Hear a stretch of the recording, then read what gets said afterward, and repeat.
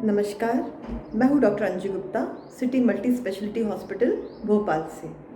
आज मैं आपसे बात करना चाहूँगी कोरोना बच्चों में। आप पूछेंगे ये अचानक बच्चों का नाम क्यों आया? देखिए, हमने अमेरिका में देखा कि आजकल बच्चे वहाँ पे इन्फेक्ट होने लग गए हैं, तो हमारे यहाँ पर भी देश में ये फैल गया कि तीसरी लहर में बच्चे इन्फेक्ट होंगे। देखिए, वैसे भी हमें पता है कि अगर हम मास्क लगाएंगे और दूरी रखेंगे, जो हमने कहा है 2 गज दूरी बहुत ज़रूरी, वैक्सीन टाइम पर लगाएंगे, समारोहों में इकट्ठा नहीं होंगे, तो इन्फेक्शन की चेन तो वैसे ही टूट जाएगी। तो घबराने की ज़रूरत नहीं है। फिर भी सावधानी के तौर पर हमें बच्चों के बारे में भी सोचना पड़ेगा। तो गवर्नमेंट ऑफ इंडिया ने एडवाइजरी जारी करी है।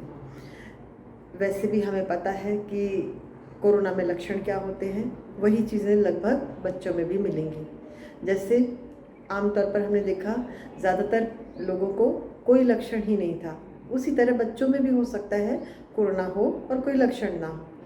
फिर हमने जैसा देखा था गले में खराश, खांसी, ज़ुकाम, ये हो सकता है, तो बच्चों में भी ये हो सकता है। तो यदि ऐसा हो तो जांच ज़रूर करवा लें।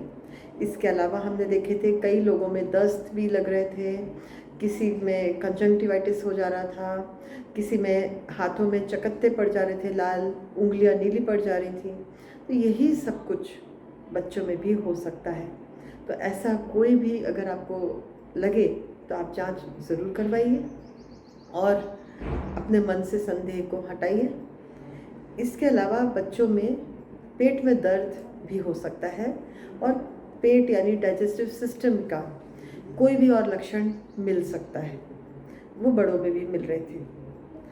परंतु मल्टी ऑर्गन इन्फ्लेमेटरी सिंड्रोम, ये एक अलग चीज़ आई है बच्चों में, जिसमें अलग अलग सिस्टम्स जो है, डाइजेस्टिव सिस्टम होता है, रेस्पिरेटरी सिस्टम होता है, रिप्रोडक्टिव सिस्टम होता है, एक्सक्रीटरी सिस्टम होता है। इसी तरह हमारे शरीर में हर काम के लिए सिस्टम बना हुआ है, जहाँ अलग अलग ऑर्गन्स वो काम कर रहे हैं। तो मल्टी सिस्टम इन्फ्लेमेटरी सिंड्रोम होने से क्या होगा कि जिस सिस्टम में इन्फेक्शन हुआ है, इन्फ्लेमेशन हुआ है, उसकी लक्षण आने लग जाएंगे। जैसे अगर डाइजेस्टिव सिस्टम में इन्फ्लेमेशन हुआ है तो उल्टी, दस्त, पेट दर्द, इस तरह के लक्षण आएंगे। तो बस बड़ों में भी हो सकता है ये, परंतु यदि बच्चों में हो तो भी हमें वही करना है जो बड़ों में करना है, यानी कि जांच करानी है।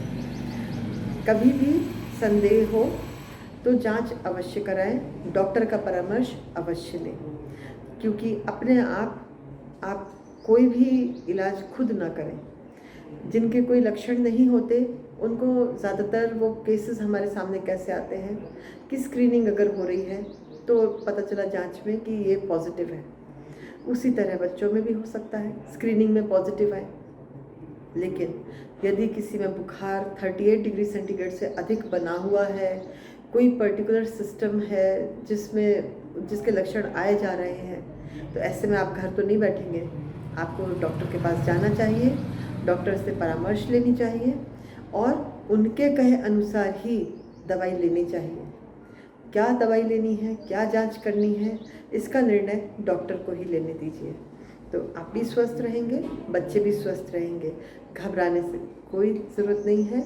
यदि हमने उचित समय पर उचित कदम उठाए तो सब ठीक ही होगा। स्वस्थ रहें, सुरक्षित रहें। नमस्कार। कैसा लगा ये वीडियो हमें कमेंट सेक्शन में ज़रूर बताएं, और अगर ये वीडियो पसंद आया हो तो इसे लाइक और शेयर भी करें, और हमारे चैनल एशियानेट न्यूज़ हिंदी को सब्सक्राइब करना ना भूलें, और इसके नोटिफिकेशन पाने के लिए बेल आइकन को ज़रूर दबाएं।